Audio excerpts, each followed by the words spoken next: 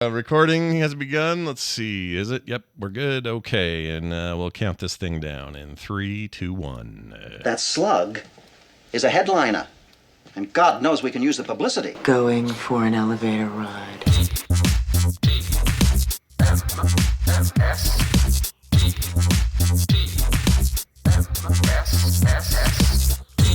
The morning stream. If you have job, you wear the pants.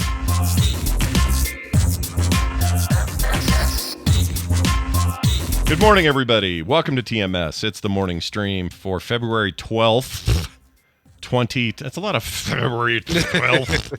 Yeah, but it's a little math problem, right? 2, 12, 24. Oh, yeah. You know what? Until you said it. Didn't notice. Nicely done. You'll take it. It's maybe not be the most fun numerology, but it's numerology nonetheless. Yeah, I like numerology. I don't get like... what's the word? I don't get weird about it. Like sure. The world's going to end because you don't these think numbers line up. It predicts the future or anything like that. No, it's not, yeah. Some people do, but I don't. Freaking F that. Hey everybody, it's the morning stream. I'm Scott and that's Brian, and we're here. We're gonna have some fun. We got some stuff coming up. Here's the good news. We talked about it. Brian and I have a little meeting before we go live, and some of it's very exciting, some of it's very boring. But the exciting thing is, just a reminder: next Monday, so a week from today, tickets for TMS Vegas, Viva TMS Vegas, will be available, and on the website, you'll be able to link to it directly at the Frog Pants store, or you can go to vivatmsvegas.com, and it'll have a link there. And then you'll go off and you'll procure your tickets or ticket if it's just you. It's fine. And then we all get to hang out in April, you know? Yeah. And we got big plans. We got cool stuff brewing, all sorts of great things we can't even talk about. Some of it, you know? Right. I mean, it is all like, I think the calendar, the whole thing is pretty much all fleshed out. vivatmsvegas.com. We've got not just the official events, but we've got all of the listener events as well. Like the people who want to say, hey, let's all go to this restaurant for lunch, or let's do this visit to the Pinball Hall of Fame, which I can't wait to do. Yeah. I'm wishing for it. I didn't go last time, and definitely want to go this time. Of course, I need to figure out when I'm gonna corral you all-stars into your Taskville stuff. But fortunately, that stuff is all going to be pretty well time managed, and we won't require anything that will involve Fremont Street Police. Oh, good. Oh, good. Yes. That's great. Yeah. That's a wonderful thing. Did you notice? I don't know if you noticed this, but in the Las Vegas Super Bowl that was hosted last night, there was a camera. It was all fake. It was like CGI, but they had this camera that was always flying under Fremont. And every time they playing to Fremont, there was one that I watched that there was the CGI strip, and it would go over here and show you, brought to you by Verizon. Over here, the NFL, and then it would get to the end of the strip where the Las Vegas sign should be, and apparently that's where the Allegiant Stadium is placed, right there. Yeah, in the middle of the strip. They took some liberties on locations, like a lot. Movies do this. We always talk about it, right? Of course, you watch these movies, you're like, wait a minute, that's not how Vegas is laid out. But Paris is not right next to Treasure Island. Come on, people. No. But I love that. I love those shots under there because it was like it would go under the dome or the light dome on Fremont. Yeah. And, I see what you're saying. Yeah. The cover. Yeah. And the CGI version of Fremont was so clean and free of weirdos. Right? Yeah. Utopia. No people that you're like trapped in circles that you're like, don't make eye contact, don't make eye contact, don't make eye contact. Yeah, that nun with her boobs out. Do not talk to her. Do not go near her. Yeah, that was kind of fun to see. But it was an interesting presentation. I guess we can talk about that a little bit. The Super Bowl's a big deal here in the States and across the world in some circles. Sure. We played American football, not to be confused with football, you Europeans and your weirdness and your name problem. Anyway, the game, that is what you want for a game in the Super Bowl. You do not want a long, drawn-out, no-scoring game, although I was worried at first because the score took forever to get points on the damn board. Defense wins championships, and I think they both teams showed that they had what it takes to win a championship based on just defense alone. Yep. I could not believe. I made a decision last night that I'm not looking, this may sound stupid, but I'm not looking at social media today at all. Like I'm abstaining 100% this morning instead of kind of checking and looking at replies and stuff. I kept reading a book I'm reading. Then I never touched my phone this morning. The only thing I checked it for is to make sure I didn't have any texts from you or anything from the family. Yeah, Other than that, I don't care. Sure. And so I just put it aside. And the reason I did this is what prompted it.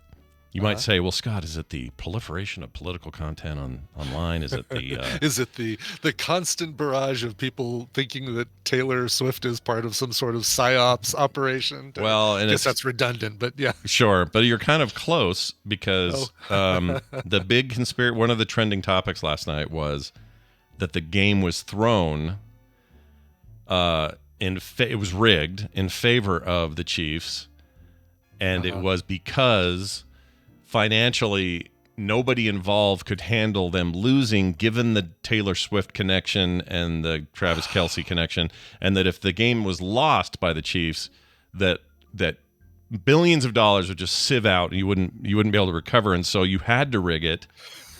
And there's this whole thing going on, right? And I just said, you know what? I looked at that. I looked at my phone. I looked at it and I went, I think I'm done with this.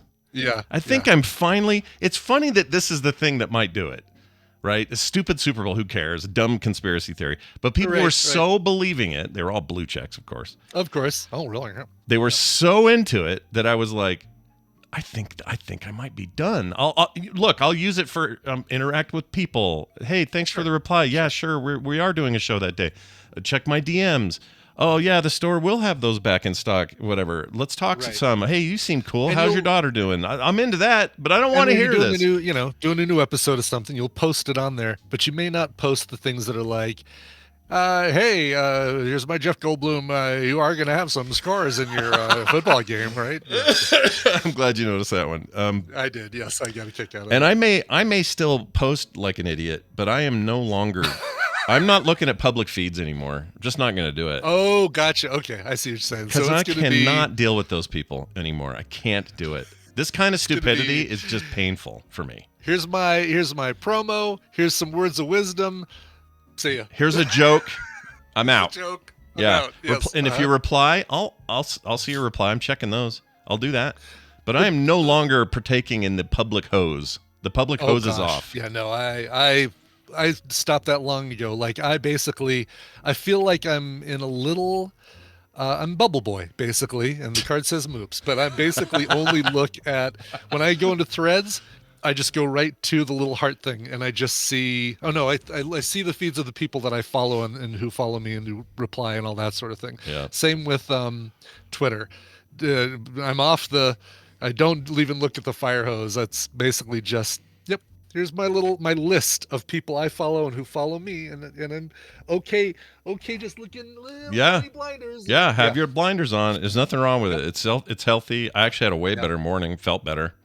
Like it was just like less bombardment of stupidity, and I just can't deal with stupid stuff. It just makes me feel like I have to get involved.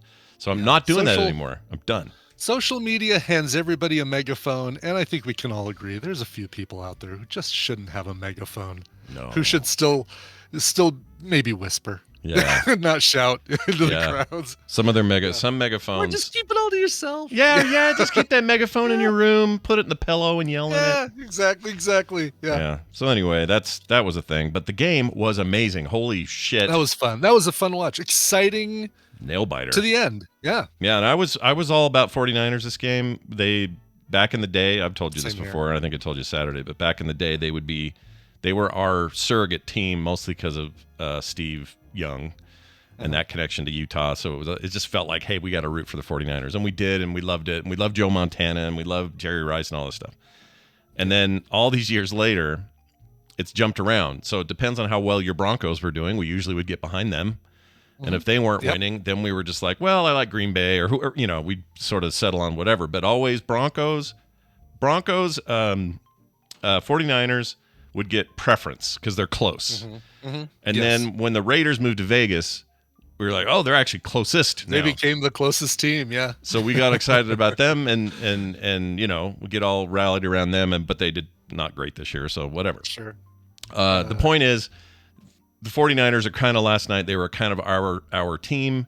I have nothing against the Chiefs. They're fine, but I don't like the overdog. I like the underdog, Yes. Right. And, And actually, it's funny because the 49ers really were favorite by 2 points, favored in the spreads in Las Vegas. yeah.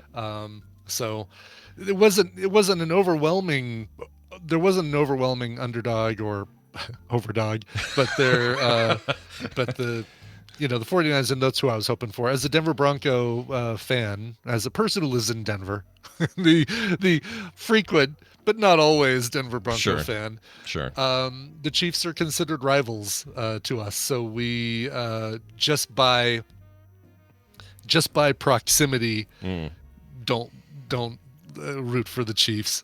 But last night, it's hard not to. I mean, my gosh, they're so good. You see Mahomes kind of saying, "Oh yeah, none of my passes and the running game is only working with Pacheco, so screw it. I'm just going to run in myself constantly." And I swear to God, that last touchdown, if Pacheco would have run that in, I would have had a nice little $5 turning into $55 parlay bet.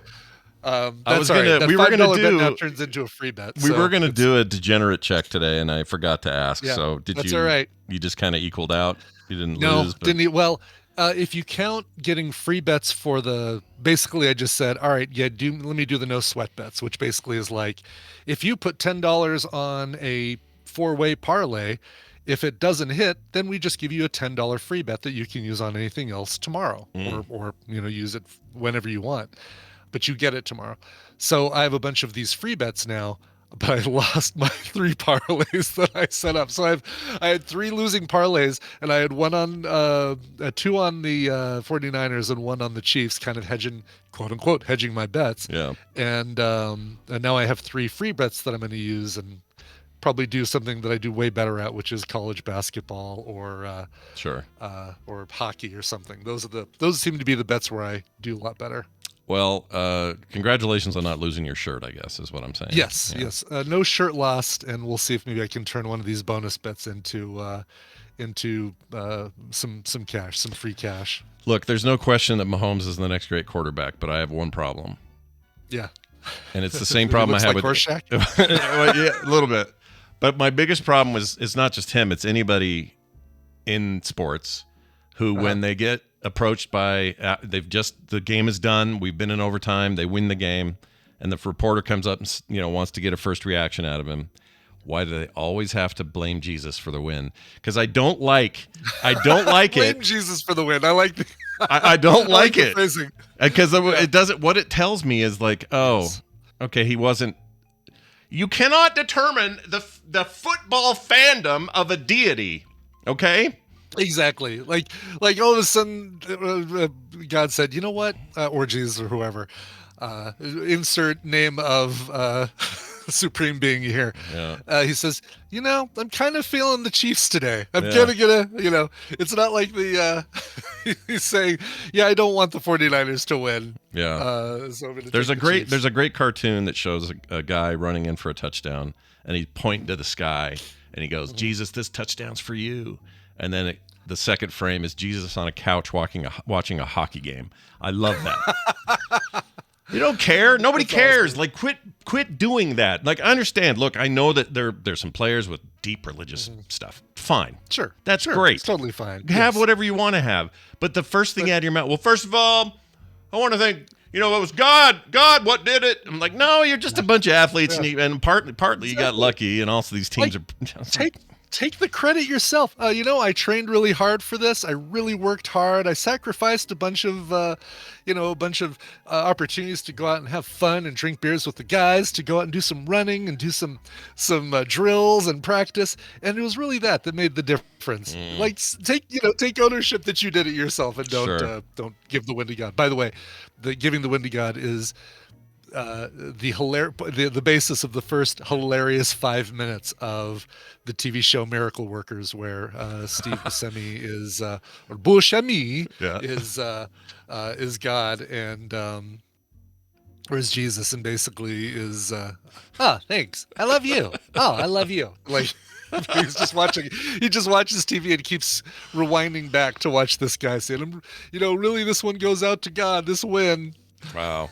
I love that. I hadn't seen that. That's great. You need to watch it. Watch the first season. It's a self-contained little little season, and Yeah. and you can, and as much as I hate saying this, you can skip the Mad Max influenced fourth season, Mad Max parody fourth season. Zing. Bing a I hate to say it. Maybe you'll like it more. But Maybe I won't, though. yeah. Maybe you're right. Yeah. I know crap when I see it, watch Brian.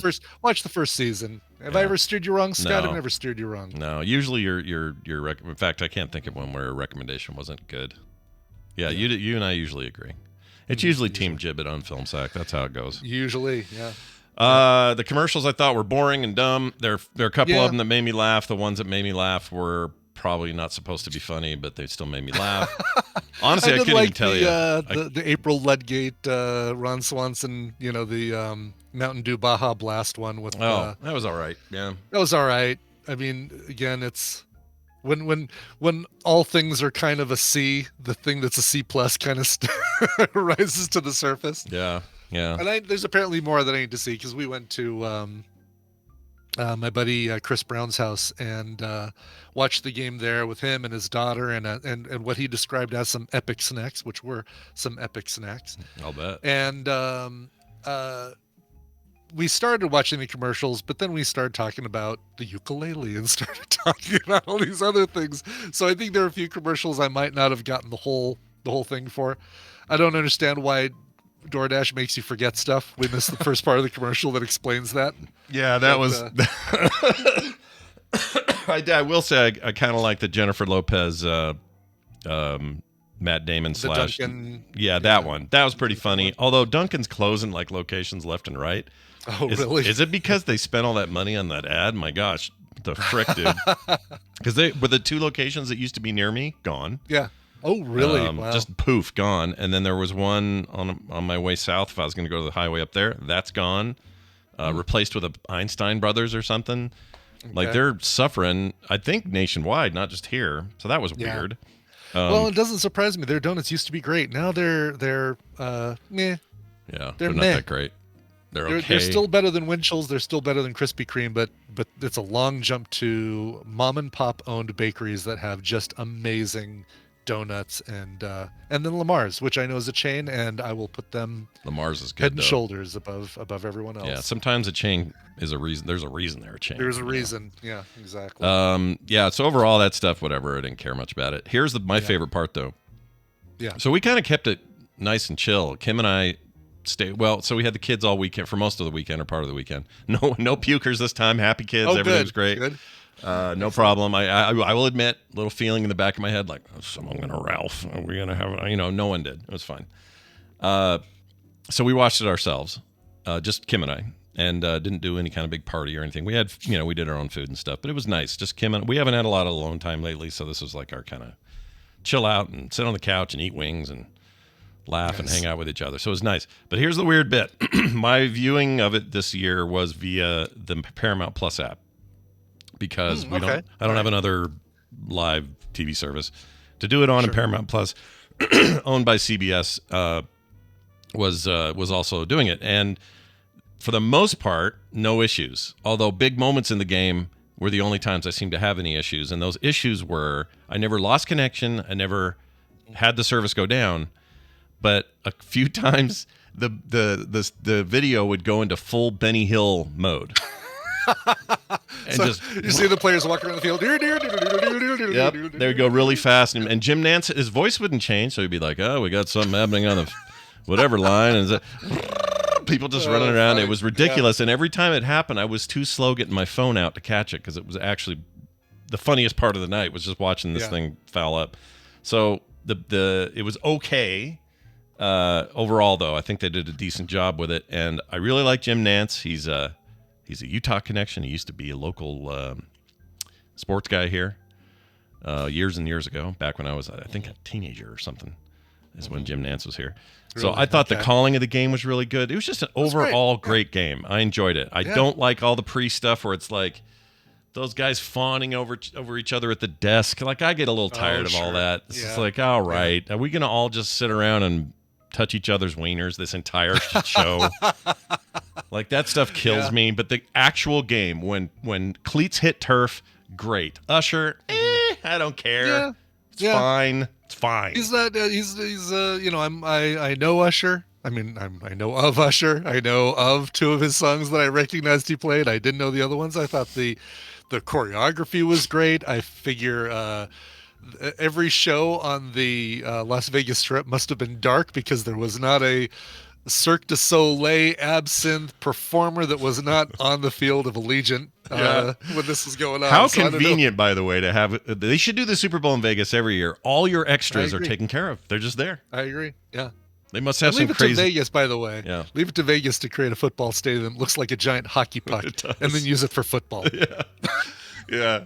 I mean, I think that thing looks really cool at night, but in the daytime, that looks like a lump.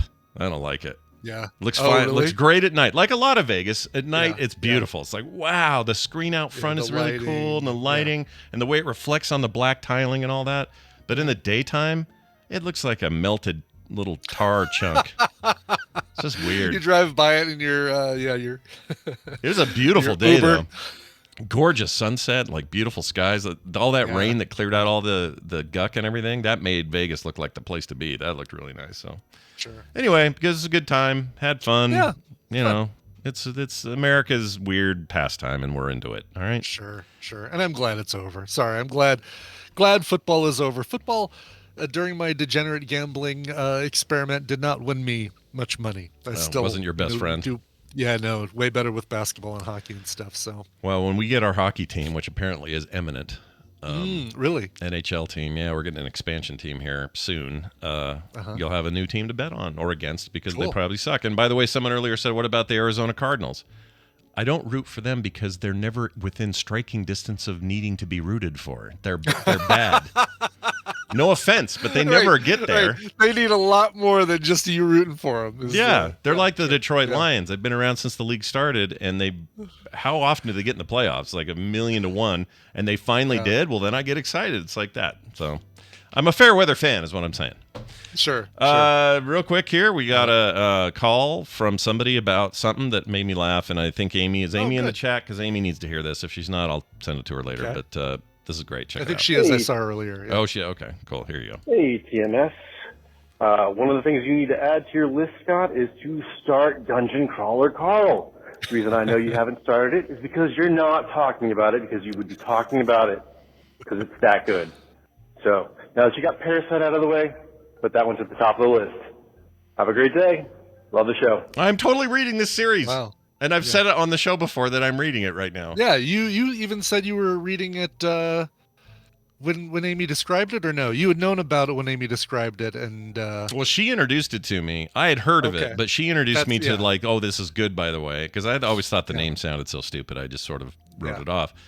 And she was like, oh, you got to read it. So I started after her recommendation, and that is an amazing. That first book's incredible. I'm going to do the whole damn thing. There's a new one coming. But but then I also brought it up numerous times. But yeah, I guess I'm not fawning over it like Mad Max Fury Road or something. sure. But that's sure. not 'cause And I don't what like people it. Don't think that you're. The thing, it's like apparently like CrossFit, where I know he doesn't do CrossFit, otherwise he'd be talking about CrossFit all the time. Exactly, or cold bath therapy, whatever that is, where you get Right? into- Yeah. Right. Sure. someone tried to talk me into that the other day. Who was that? Some friend of mine. Anyway, was texting me, Oh, said, "You really? need to try this. Oh, you'll feel so much better. It'll change your life." I would say question your friendship with that person. Like, really? I don't know if I want to get into that. This sounds awful.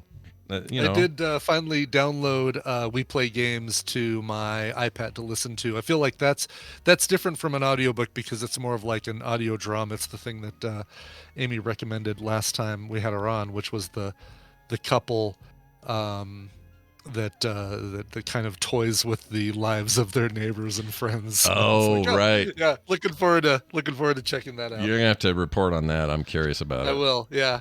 Yeah, it sounded great when I heard the clip. Oh, we also had a little birthday dinner for Tina. Took her out to Trattoria Stella, which is a really Nice. nice Italian restaurant here in town. Yeah. Had a bunch of her friends and Oh, I saw neighbors, pictures. Did I see the real Chris Brown in that shot? You saw the real Chris Brown right next to me, and Crazy Neighbor, and Mrs. Crazy Neighbor, and then our friends who own the candy store in Georgetown, Kathy and Scott, and boy, when you come to Denver, go to visit Georgetown and the candy store there because it's some great stuff. That's awesome. I'm glad she had a good birthday.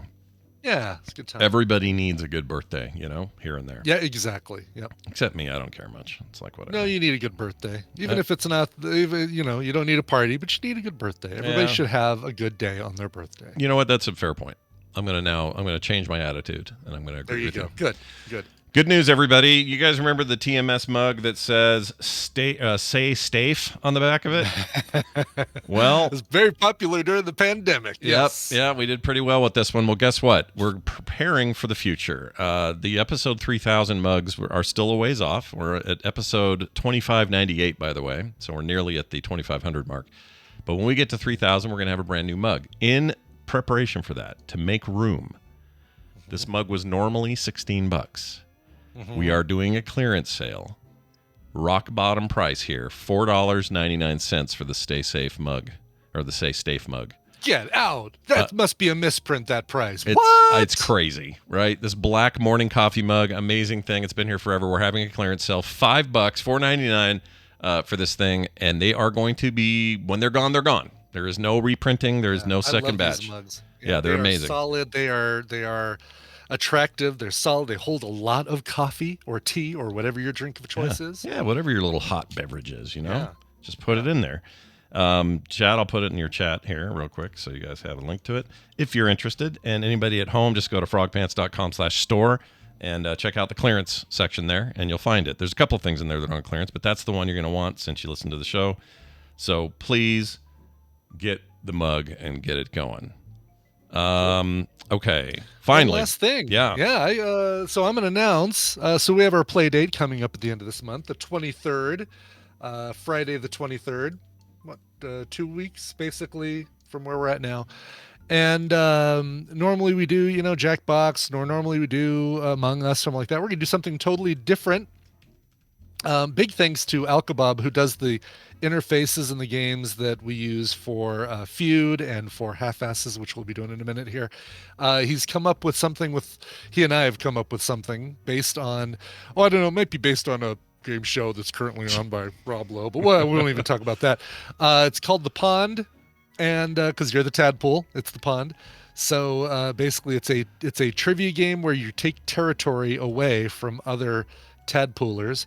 So we need contestants, and tomorrow I'll do another announcement, but I'll have a sign-up form. But what I want you to do as you hear this is be thinking about a category that you think you're pretty good at in trivia, something that you're pretty knowledgeable about, and you're gonna get some trivia questions based on that category. So tomorrow you'll have a little sign-up form, and I have to write a crap ton of trivia questions because of this, but you have to also make sure that you're going to be available to play live on the 23rd. You can't not be here live. You have to play live. Yeah. So, and the whole idea here is Discord. And that's what I was going to say. We got to be able to hear you. We got to have you on audio. Exactly. Yeah. So there's a couple of caveats like that, but for the most part, that sounds like a lot of you who we know. We need, was it 16 you said, people? Like 16 minimum, but I could do 25. It has to be a square number. Okay. So times that by how many questions is it? If you had, let's say you had 20. Three questions per player, so it's going to be 75 questions, some of which are going to be categorized I know nothing about, but I'm going to do my best to write something that's challenging. That's a lot. It is a lot. And I think, we'll talk about times and stuff, but we might need to start at 9 just so we have enough time to do it all. So we'll see. All right. Well, there you have it. Yeah. So be thinking about your category, and then I'll have a sign up form, and you'll sign up with your screen name, your Discord name or whatever, and your category. And if multiple people want the same category, I'll have to do some sort of DM talking to both of you to figure out which one, who gets it and who has to come up with something else. Excellent. Can't wait for this. Yeah. Tell you what else I can't wait for. The sultry sounds of the voice box belonging to Brian Dunaway. Hey, man. What's going on? Hi, Scott and Brian. Hey. Hello. That sure was some fun last Thursday in the World of Unreal tournament again, wasn't it? It was a good time. Did you guys play yesterday? Dang it. No, no, not yesterday. Played on Friday. We played. Yeah. Friday after Play Retro, but we're going to play again tonight. What time? I forgot. 6:30 p.m. Eastern time or 4:30 Mountain time. Whatever. 4:30 Yeah. Mountain. I'll be there. I'm playing for sure. I'm playing for sure. Brian, as well. you I'm should try to get Amy in there. I want to play. Yeah. So yeah, what time do you say? So basically 4:30 our time. 4:30 today, right? our time. Correct. Yep. Yeah. Making a note. I'm ready. I've got my textures downloaded. I've got I've customized my dude so he's some I weird love every- alien dude. I love every time I talk to somebody who's about to join and play for the first time in decades, and they all say the same thing. I am ready, and then they get in there and they're like, "Oh my god, Yeah. this is too fast." Yeah. Oh, I know. wrecked. I have Decades. no doubt. I am just gonna get like I can't even keep up with the bots. Like I play the bots Yeah, and it's yeah. like you've We you've got killed crazy good 5 people. bots and the bots have killed you all 20 times. It's So, challenging, yeah. man. It's a hell of a thing, but we're going to be I doing it suck, again. but It's going to be great. I suck, but I have fun at it. So Oh, there you but go. there's so many great people in the Frog Pants Diamond Club Mission Deep community. They're just gotten so good at it too. They've totally picked back up. You know, where they those left Diamond off. Group people aren't allowed. They can't come in there. Oh, I didn't know that. No. I'm sorry. The Diamond Group. They can't even play anyway because they need their fingers and they're too busy doing the symbol to actually play the game because you need all your fingers for the keyboard, but they're too busy doing this. Oh, wow. I don't know what the Diamond Club did to you guys. But wow. Well, you know, let's go. Clara never told you to F off.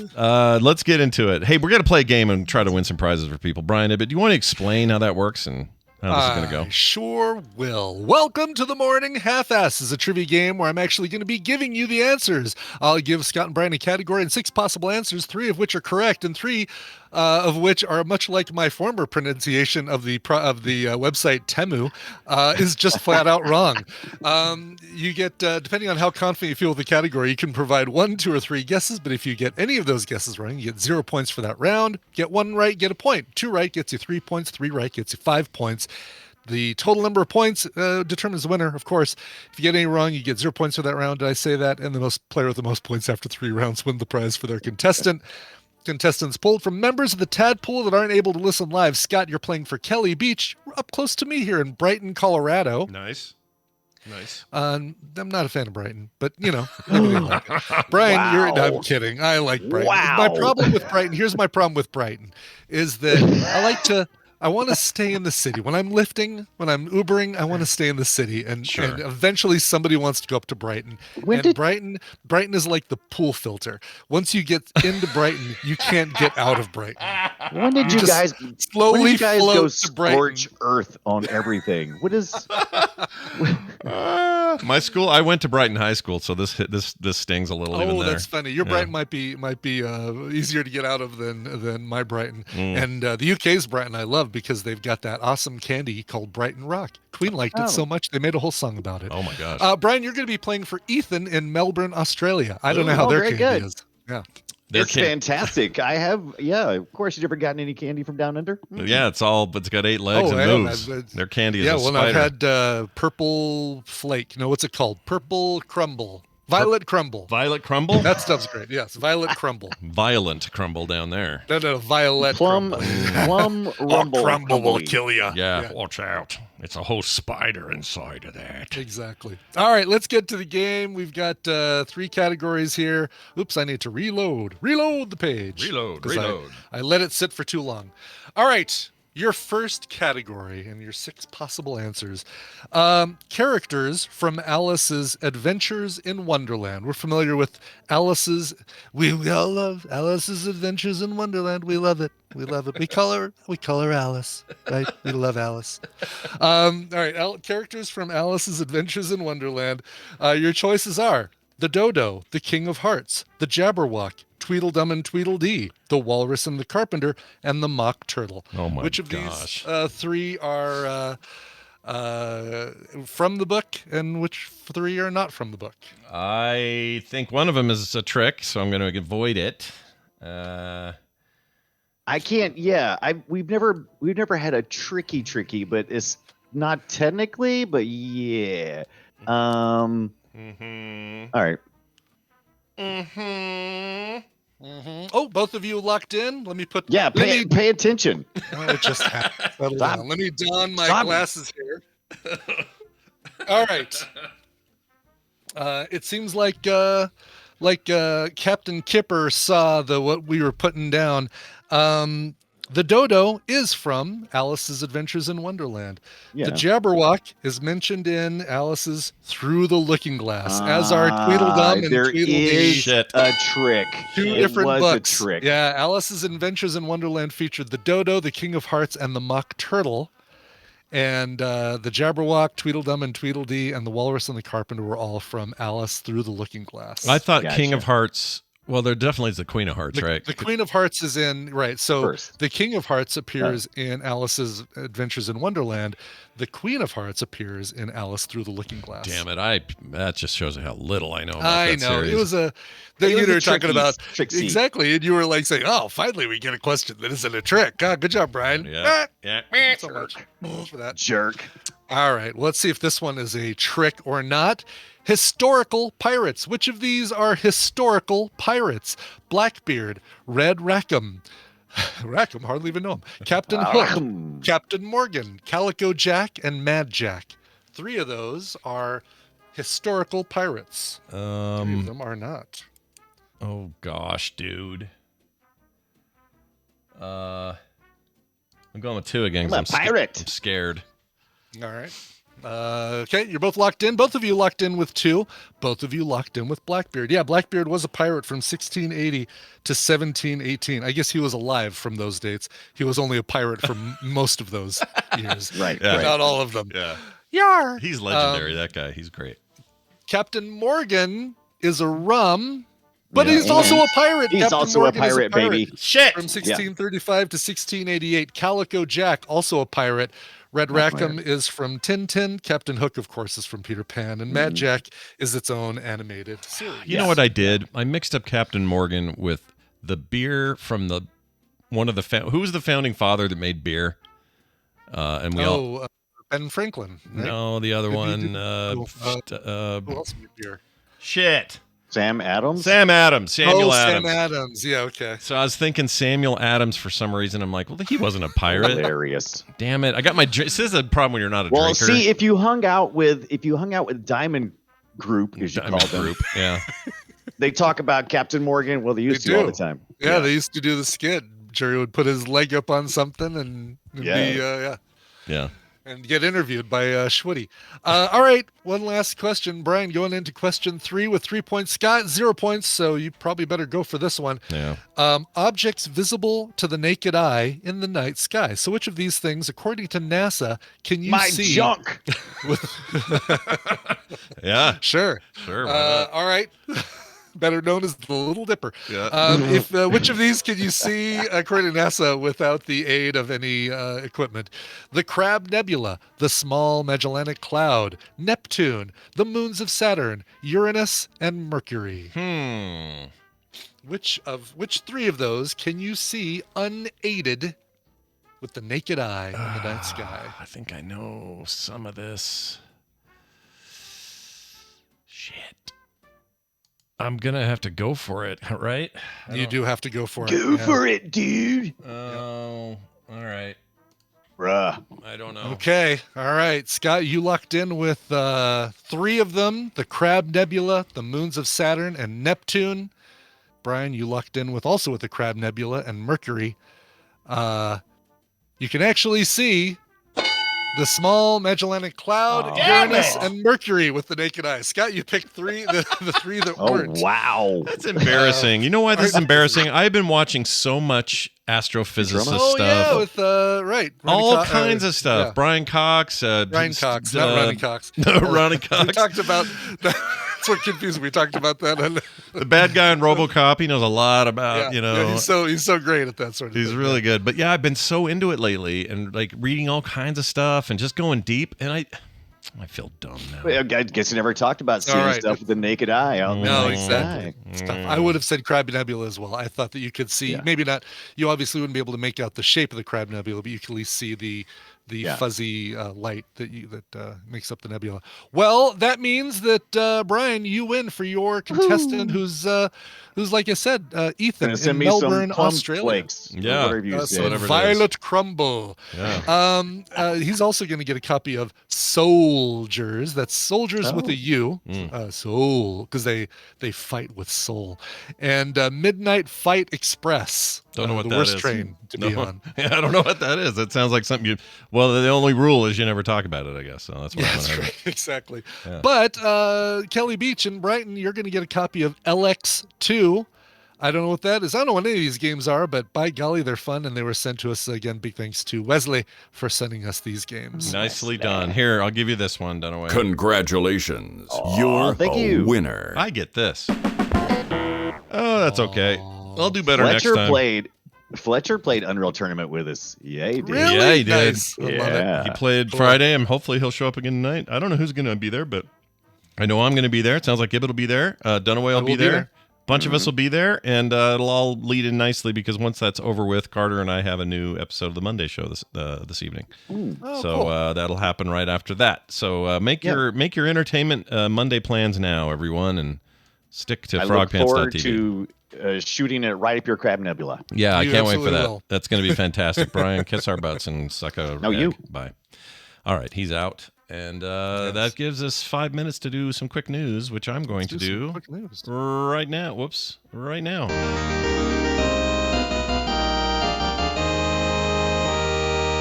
It's time for the news brought to you by. A lake walk where high only happened going south. Scott, please explain. So this weird thing happened yesterday. Kim and I were going to walk all the way the length of this lake we live near. It's about a 45-minute to and 45-minute back. Good high intensity, Nice. up Yeah, down, all good that. distance. Yeah, and we were going to stop at this new pizza place they had over there, which we wanted to see how it was and support it. It was really good, by the way, but I don't remember the name. Anyway, I go all the way over there, and I noticed that on the north walk going to it, we said hi to about 15 people as they passed us. Nobody replied. Not a soul. I hate not that. a soul. I hate that. Yeah. I hate it too. On the way back, everybody, maybe that equal number or more, replied and said hi. So I don't know what's going on with the southbound thing where everyone's very friendly, like we were going north.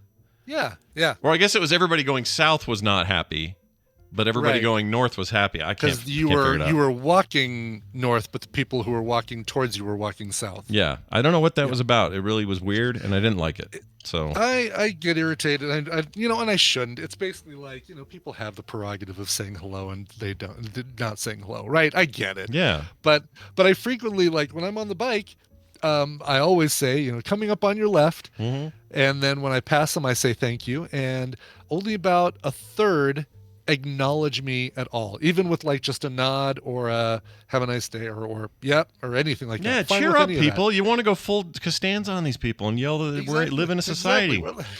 Exactly. Like none of them. Some of them they'll go to the side and then they'll just not even talk. Like I'll say thank you. I'll say have a nice day, and I know that I see the ones that have earbuds in and I understand that. But if you can hear me, Yeah. if you can hear me say on your left and I say thank you, you're welcome. Yeah. Whatever. Yeah, and My we pleasure. live in a society. No problem. Or Exactly. What does it hurt you at all to just smile? it's all I want is something that we're people, right? Let's acknowledge each other as people. Can we be people Yeah. to each other? And now I will ignore anything Claire says because she'll say it's something about being American. Right, exactly. We don't do that in Ireland. Everybody says hello to each other because that's the crack. Yep. You throw a potato. That's all you do. You throw a potato. One quick news story that we'll get to here. A mother has been jailed 3 years. It's a pretty long time for splashing boiling water on a porn-watching son. Yeah. Okay. Yeah. Wow. That's. I'd like to know precisely when she did it. Or on what? I don't know. That's terrible. A woman was sentenced to 3 years in jail by the Malika Sessions Court. Malacca? I guess is what you'd say. Or Malacca. Yeah, where is this? This is Malaysia, I believe. Malaysia, okay. Malacca, Malaysia. Malacca, Malaysia. It's fun to say. Salam. It says for splashing boiling water on her son after she caught him watching pornographic videos on her phone. Jeez. Sinar Harian Did she use a red tube to pour the boiling water? Oh, that'd be amazing. A red tube. And, a red tube. I don't know what that means. I don't get it. Somebody else said it. What is that? Red I just tube? repeated what they said. I don't know. Chat, what is that? What is red tube? We don't know. We don't know. Handed down the sentence. 38-year-old woman who pled guilty after the charges were read. She was charged with intentionally inflicting severe injuries on her then 13-year-old son by splashing boiling water at a house in a civil servant's residence area in Sungai Undang, Sure. Malacca, around 2:56 a.m. Oh, man, right in the middle of the night. Yeah. Nothing exactly. good happens after midnight. Use earbuds, kid. Yeah. do something to, I don't know, go somewhere. No, that's horrible. That is horrendous. Yeah, that's not good. It says here, however, the friend's mother lodged a police report after the friend saw his injuries, so that's how this got reported. The mother of 5, who is not represented, pleaded to a lighter sentence as she has 3 younger children, a 6-year-old disabled child and a 4-year-old and a 6-month-old. But I'm still going to put her in jail for 3 years? It's a lot. Let's see. Also, following the incident, she suffered increased stress as a psychiatrist patient and had to increase her medicine dosage, with the permission of her doctor from 50 milligrams to 100 per day. So up your dosage, basically, is what you're sentenced to jail and up your dosage. Yep, those are the rules. We don't make them up. Yeah, no. Yeah. Child abuse, animal abuse, I have very little sympathy for any of that. Yeah, I'm trying And to porn. think. I'm trying to think of what my kid. There's nothing I can think of that any of my kids would have to do. Really react like that? Nothing. At Anything. It would. They would have. You know what it would have to be? They'd have to be charging their mother with a knife. Sure. And then I'll do something physical to stop them. But yes, but probably not searing them with boiling water. whoops, I don't know why that played. Like, Yeah, you're right. That's horrible. It's boiling water. Right. You can die from that. Exactly. Or the worst, have I don't know. Can you get 3rd-degree burns from boiling water? You probably can. Probably can. Yeah. Use just hot coffee. It's not quite as hot. It's right. Not, it's not gonna blister or wreck your epidermis, but it gets the point across, as we've learned from numerous Jason Bourne films, transporter films. Just a cup of hot coffee can That's all you need. You use McDonald's coffee, you might get money out of it, Right. Sue them for the big money. All right, we're going to take a break. When we come back, Bobby's here to do some science talk with us today. Bobby! We'll see Yeah, how cool. far away his crab nebula is when we bring him on, so that'll be soon. Stick around. Before that, though, I sure could use some music, Brian. Well, I've got some music for you, and I'm bringing it to you from a couple of siblings that perform under the name the Muo Duo, M-U-O-D-U-O, Muo Duo. This is Miles and Winter, Miles, and then his younger sister, Winter. They just released in 2022 an EP called After Pop. I think we may have even played something from that here. They've got a brand new single that they've released called Exciting Times. But Winter, who you'll hear in this song doing vocals as well, she's just 15, and she appeared in as young Elsa in Disney's production of Frozen on Broadway.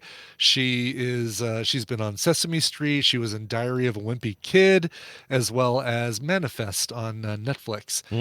And she's a great singer. Here are Muo Duo and Exciting Times. Attention all players. The 3rd game will begin shortly. That was a nasty gash.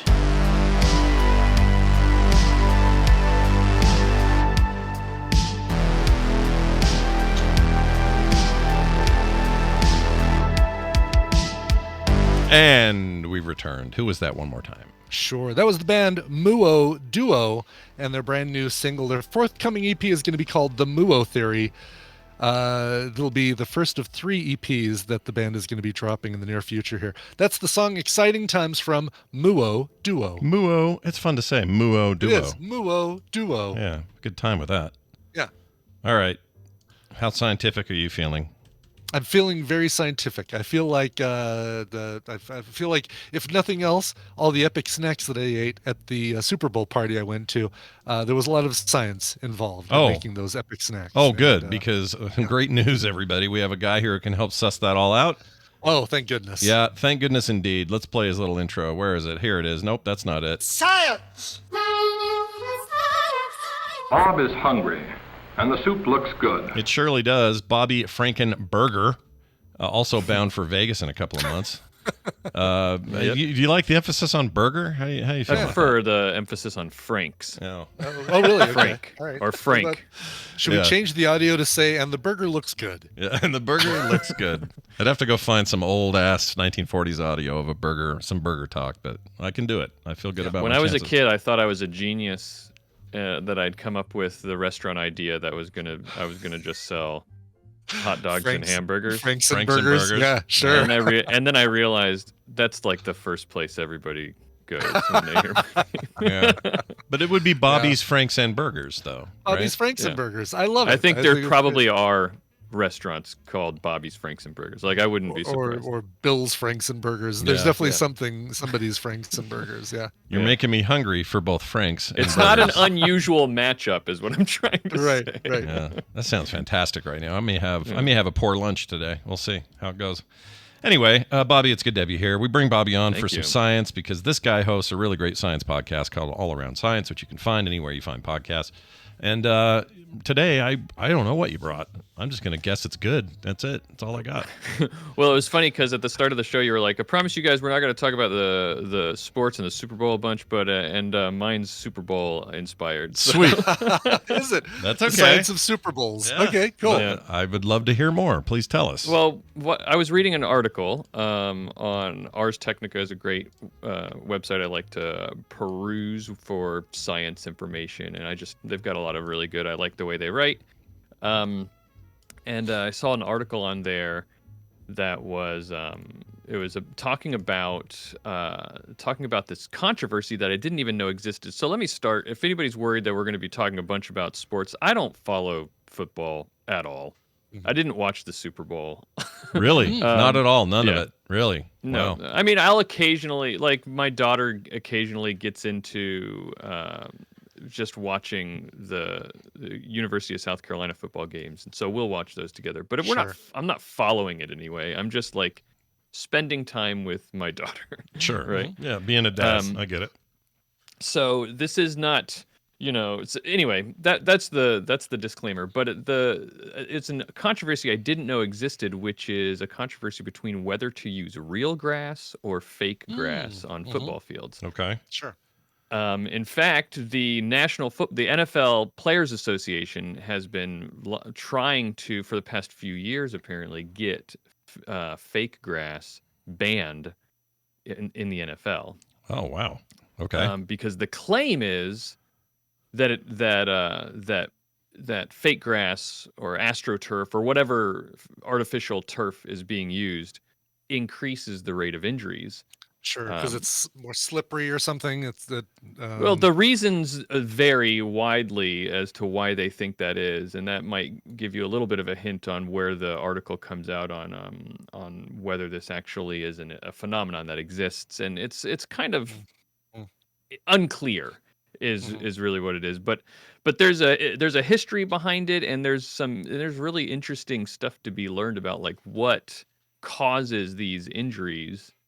And whether or not the thing that you're running on, the grass, actually can have an impact on whether you get injured during the course of a football game. Sure. Right.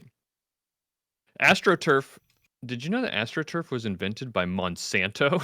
I'm sorry. No, really? I did not know that. That's probably probably fuels some conspiracy or something. I was about right? to say that. Yeah. So that doesn't make the case for AstroTurf much better.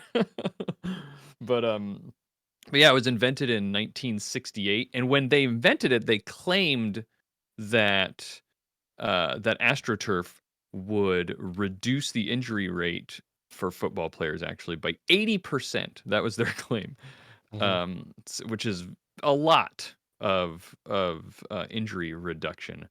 It didn't. I'll cut to the chase. It didn't reduce injuries by 80%, but that was their claim. The data that people pulled out to see whether or not injury rates were reduced, it looked like it might have been about the same, or that grass, one of the first studies looked like it showed that real grass actually had lower injury rates than AstroTurf a little bit, And so that's where the controversy started. So the reason I bring all that up is that this controversy has existed for a long time.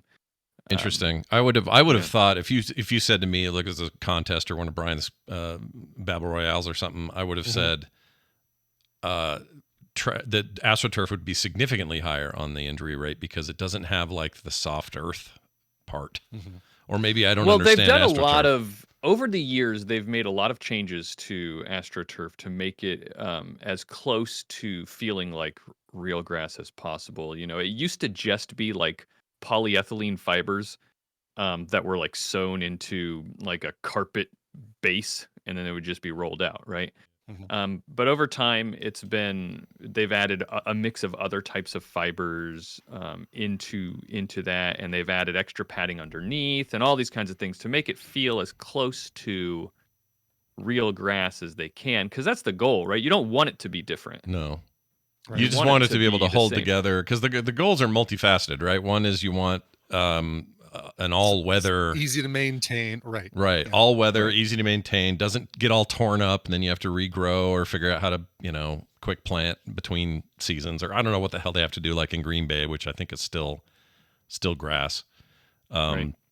But yeah, I assume that those are all factors in this, and those make sense to me. It's like, yeah, it's a big professional league. You want to keep as much equality on the ground as possible. But I don't know how you also how they reconcile that with the fact that Green Bay is turf, or actual grass, versus Vegas, which is obviously turf. So I don't know how they do it. But well, and one of the other reasons you were talking about lower maintenance, but some of the other big reasons for AstroTurf in places are places like Vegas, like Arizona, yeah. Where it's not easy to grow grass and keep it green. Hot and dry, yeah. Yeah, exactly. So they kind of make the claim they need to, and there was in the article it talked about I think in Arizona there was they actually had in Super Bowl 57. So not too long ago, but they had a real grass on their field in Glendale, Arizona at the State Farm Stadium. And they spent $800,000 on the grass, and it was still patchy and needed to be painted green for the Super Bowl. All right. So that's a lot of money that they're trying to save. Yeah. With and environmental arguments are made, right? Like you're spending a ton of water to try to keep it green. Right. And all that kind of stuff. So the question is, does all this effort to save money and save water and save energy, is it worth it, because are people just going to be injured more? The place that they start, the NFL Players Association, they don't just claim the injuries are higher, but they also did a poll, and apparently 92% of NFL players prefer to play on real grass as well. Oh, that's interesting. That's a bigger number than I would have expected. Yeah. Was it I'm curious, like if it trended more northern states or southern states, like hotter places, cooler places? Well, that's interesting. I don't know. I don't have that data. I didn't see any data about that, but it does bring up what I think is an interesting thing. I always say, Brian, you've got a mind for the data. You're always thinking about stuff like that. And that's you can't just look at the numbers, because if you want to look at the numbers, the NFL publishes data on the type of injuries we're talking about are typically what are called non-contact lower extremity injuries. So lower extremity being like testicles. Yeah, testicles. Sure. Why not? We're talking about like things in the legs and the feet, right? Yeah, knees, shins. Yeah. You're just you're unaware where Brian keeps his testicles. That's all. No, I'm very aware. That's why I agreed with him. Gotcha. But anyway, the data that they showed was about non-contact lower extremity injuries and on natural versus artificial grass fields. And to summarize the data, they basically showed that grass consistently showed a lower rate of injury, but it wasn't that much lower. And that's the key. And that's what you really got to think about. When you can't just see that it's lower, right? Grass showed per 100 plays, So like football play, this is how football works, right? Yeah, There are football plays. plays. Sure. Plays. Yeah. Plays. 1st and 10. I get it. Yeah. So every 100 plays, grass shows about between 3.3 to 4.1 injuries. All right. Okay. Artificial shows between 4 and 4.8 injuries. So we're not talking about a big Pretty difference. minimal. Yeah. Yeah. And also if you look at the data, they show the error bars. The error bars, because this was year by year that they showed the data, the error bars on each year overlap each other. Now, this might not immediately be like, oh, to anybody but a statistician, but what that basically means is that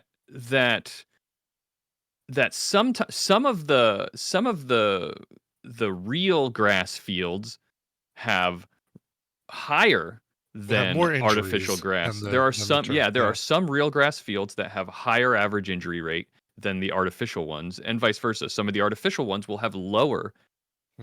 So it really muddles what you can actually figure out. And so Yeah, whenever you look at data and the margin for error, like it's a really close pair of numbers, and then they say the margin of error is 2 or 3%, and that overlaps that 2 or 3% could shift either one of those to be the dominant, and mine it's almost like, okay, well that's kind of non-data. right, exactly. Yeah. At the very least, Or it just shows that it's much closer. Yeah. Or that what it says to me is that that this is not the way to parse this data.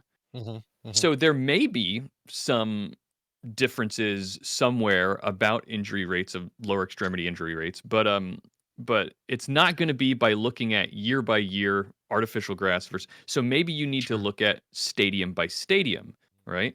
Interesting. And it turns out that there was an independent analysis that did that.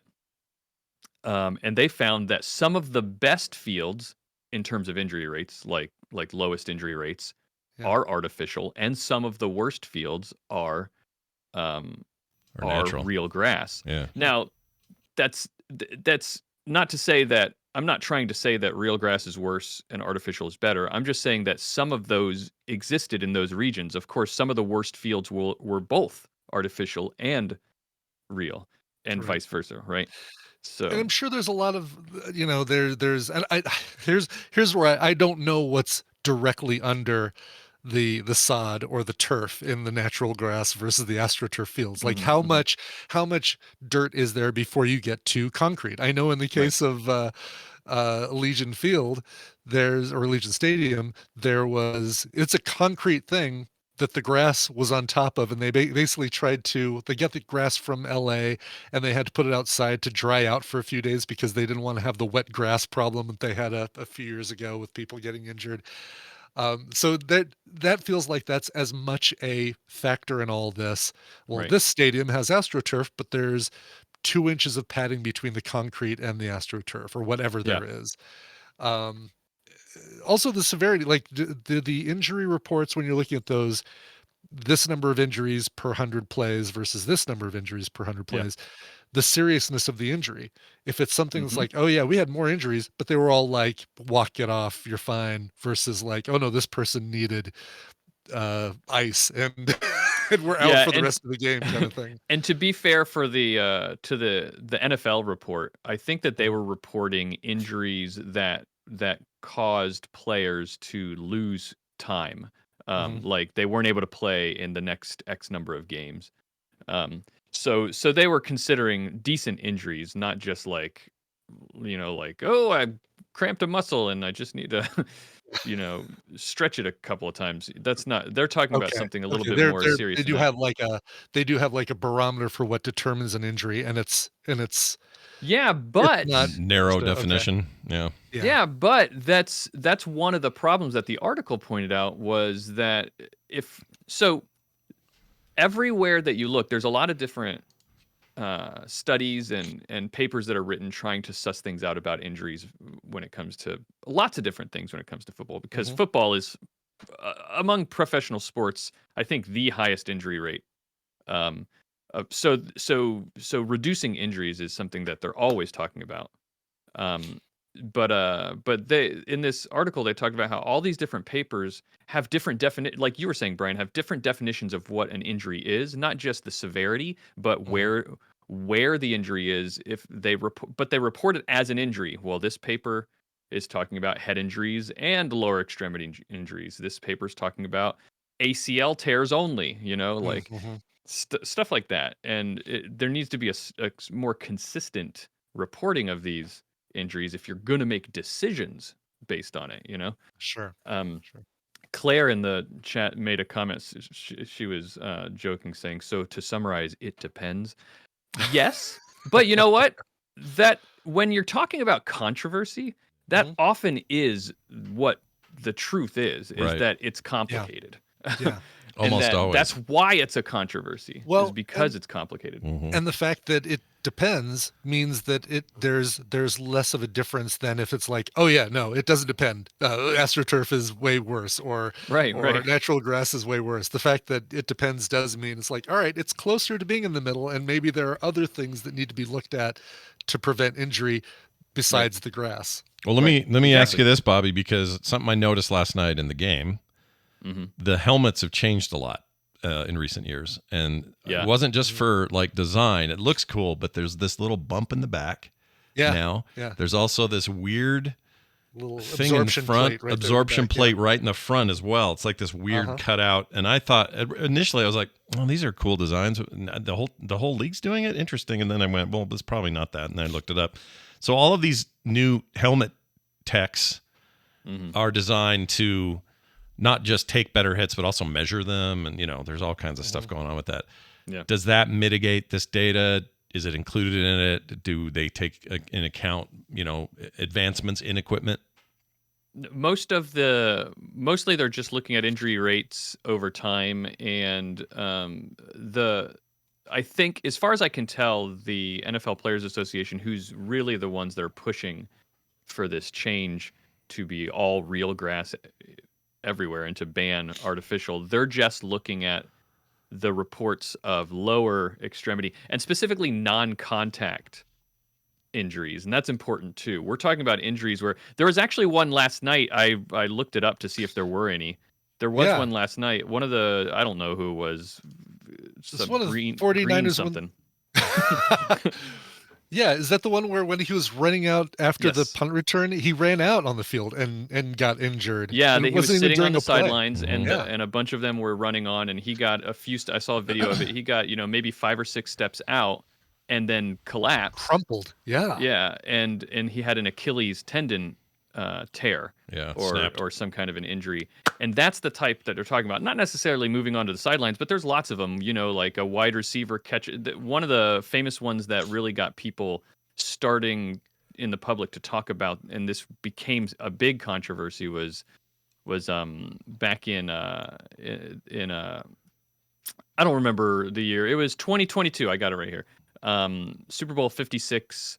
OBJ, Odell Beckham Jr. Yeah. He was a wide receiver for the Rams, and he had an ACL tear after catching a ball, and there were no defenders around. So he just caught the ball, hit the ground, and the foot went a weird way, and the knee twisted, and got an injury. There was Aaron Rodgers tore an Achilles tendon in a similar situation in 2023, last year's season. So it doesn't. That's the type they're talking about, is what they call non-con. But then again, different places, different reporting places will define non-contact differently, because some will say, oh, well, maybe it's non-contact if they get pushed, but then the injury happens as a result of them hitting the ground. Is that called, does that count as non-contact or not? Because it wasn't a result of the primary hit, I don't know. That's things that need to be defined, especially if you're trying to make decisions that you're claiming are going to benefit the health of players, right? Right. You want to make changes that are actually going to change things, because when it comes to ACL tears and Achilles tears, all these lower extremities things, the real, when the cleats meet the turf, is about that actual contact. It's and that's what this paper or this article was talking about, is that one of the kind of conclusions is that it's very nuanced, and it goes back to what Claire said, right? It depends. Sure. Is because it really depends on what kind of cleats are you wearing and what is the turf that you're on, because what really matters is the traction between the cleats and the ground. Sure. Because studies have absolutely shown that the main contributing factor to lower limb injuries is what it's called rotational traction. So when your foot hits the ground, whether it twists, Kind of splits or slips, whether it slides in a rotational way under you. Yeah. And if you can reduce that, then you reduce the amount of injuries by like 4 to 5 times. It's like playing. It's like I don't know, playing in butter or on ice or something. You don't have that friction control for the more micro movements. We're not talking about big slips like woo, like they do on Lambeau Field sometimes in the snow. You're talking about these little, like, you've planted your foot. The normal thing is you've got a grip and now you're going to turn this way, and normally that's fine. But if it's not holding or it gives, that's when you get in trouble. That makes sense. Right. Yeah. And so maybe the result is, or maybe the solution is, look at those stadiums on an individual basis. Look at what type of grass are they using? What type of cleats are their home team playing in? You know, like, try to figure out if there's a pattern, if there's a sensible way to increase that traction there. Yeah. Because there's some people just claim. Oh, go ahead, Scott. Well, I was going to say there's so much concern about concussive injury that I think some of this other stuff gets left to the side, or we don't think about it as much. Well, that's another point, though, that people make is, why is the Players Association even focusing on this? Because here's the bottom line. American football is a bunch of really big people moving really fast into each other. Yeah. You're going to have a lot of injuries, you know? And so if you want to reduce those injuries, do we want to focus on this? Because maybe this data, maybe there's nothing in that true in that data, and it really just is that these injuries are going to happen because of the nature of the sport, and that you should be focusing on other things. I think the head injuries, the head trauma is definitely a good thing to focus on. Oh, for sure. Yeah. Yeah. They get like this. See these guys grunting? I'm hearing it. Yeah, they want to smack in each other's head as hard as they can. They want to stop that ball. They want to, their motivations literally with Scott and Brian. Yeah. their motivations literally are all about, I need to push this back. I need to stop this. I need this person to go down. As long as that's the sport, the focus has to be on, that's. By the way, I couldn't see the video, Scott, but if you keep watching that, I'm going to throw boiling water on you. Now that you say it, it's probably not great. I was trying to find a good hit effect here. Let's try this one. Let's try that again. Why didn't that work? Hold on. Okay, let's try this one. Oh, that's a good crunchy one. That's a nice crunchy helmet. Some Foley work right there. Yeah, I like a good body hit. Yeah, I like that. Yeah. Oh, it's good stuff, man. Giggity. Yeah, big giggity.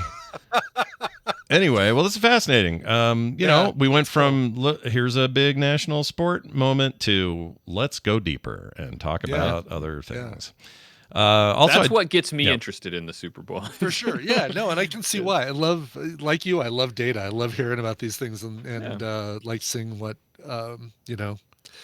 what kinds of statistics we can see between things like natural grass, turf. Yeah. You should do a whole episode on this, Bobby. Are you going to, or have you, or will you?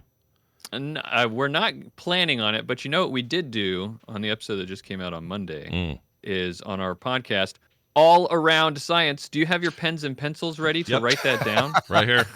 Look at this. I'll say it again. All Around Science. Hold on. Let me write this down. I'm just kidding. I'm not really going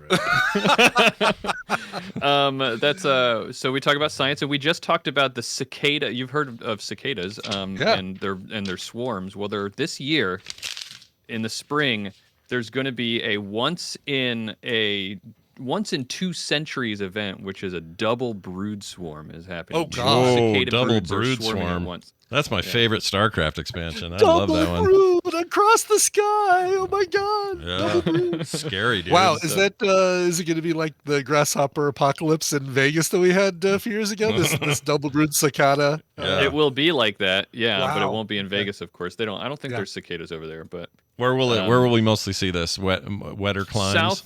southeast and up through states like Indiana and stuff like that, through Missouri and Arkansas. That's cool. So that's cool. It's going to be all over the place, and we talk a lot about it, why it's a big deal, and why it is that the last time that this happened was when Thomas Jefferson was president. Oh my gosh, dude! Really? Is that so? That's crazy. That's a long time ago. We haven't had that is, since then. That's amazing. I don't know why I'm so shocked by that. Is singer John Cicada going to get involved with any of this? I hope not. Surprise, surprise. Special interview. Ooh, oh, wow, excellent. Wow. Nice. That's a get. That's a really good get. That's a huge get. Nicely done, I guys. hope I'm not about to disappoint any fans. Well, you and Maura should be John thankful. Cicada has been disappointing people for decades, so I think you're just fine. Yeah, you'll be all right. Well, Bobby, this stuff's always great. Again, All Around Science, wherever you get it, it's available all places. And Bobby, it's always nice having you here. Is there anything else you'd like to say to complete your time in front of us here today? No, there's not. Goodbye then. Well, then he's gone then. No, you. Okay. No, you. All right, we are done. Real quick note, though, however. So tonight, if you want to watch us play a little Unreal Tournament or even play yourselves, if you can get in, I think we have 20 slots or something, 24. It'll be 4:30 p.m. Mountain Time today. And after that, Carter will be home from work, and I will be sitting down with her for another episode of The Monday Show. If you missed it last Monday, we will have an actual working RSS feed for the podcast tonight as well, and of course the video archives will always be up for people, so come check it out. I hear that show has made the Boomtown Rats and Bob Geldof really change their tune. Yeah, big time. Yeah. Ooh, you just reminded me of something. Oh, really? I wanted to ask you because I assume you've either seen it or you're going to, and if you have seen it, I want to know what you think. The greatest night in pop music history? Yes. It's on my list to watch this week. Okay, because I'm so curious about it, dude. Oh, I've heard so many good things. I can't wait to watch it. Yeah, I wish there was one. Yeah. I'm excited to see this one, but man, I wish there was one for Band-Aid. Band-Aid would be good. That was more my music than the people that they got for this one. But if nothing else, I'm hoping I'll finally learn why Dan Aykroyd performed with "We Are the World." Are we gonna finally get an answer to that? We'll finally get an answer to that. Exactly. Yes. Are we gonna get info about why Bob, not Geldof, Bob, the other Bob? Newhart? Odenkirk? No, the singing guy he's a classic. Dylan, why Bob Dylan looks so grumpy the whole time, or why, or not grumpy, he just looked confused. Well, he was like, what's going on here? And then you got Michael Jackson. There are people dying. It's time to lend a hand. And, Michael Jackson looked like irritated. And what's her name?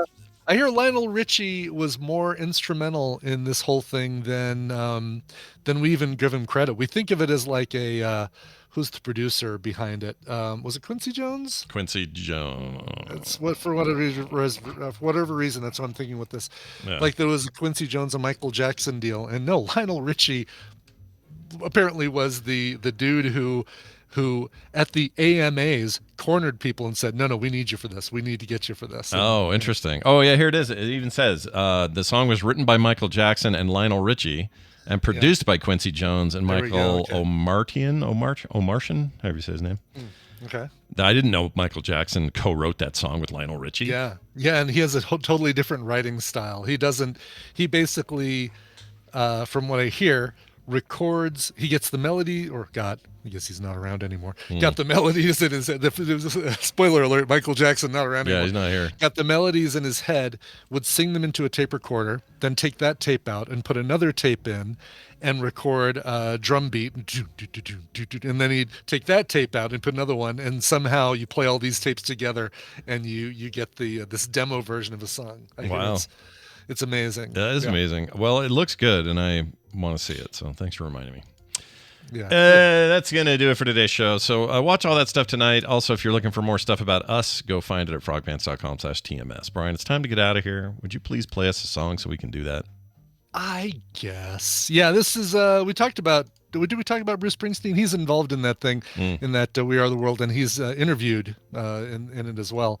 Bruce inspired this email right here. Hayden wrote in and said, "Hey, Brian and Scott, I turned 30 on February 1st. I'm getting to a lot of these older ones that I missed in the first part of the month because we had a lot in the first part of the month. Yeah. Hey, Brian and Scott, turning 30 on February 1st, which I think is also Brian's son's birthday, so happy birthday to him as well. Getting really into my old man era and listening to a lot of Bruce Springsteen and Pink Floyd lately. Love the show, been listening since the ELR days, re-listening to episodes constantly on my iPod video at school." Oh, the old iPod video. Wow. I hope it's the black one with kind of the bulbous front, like it's a little bit rounded on the front. I like that one. Yeah.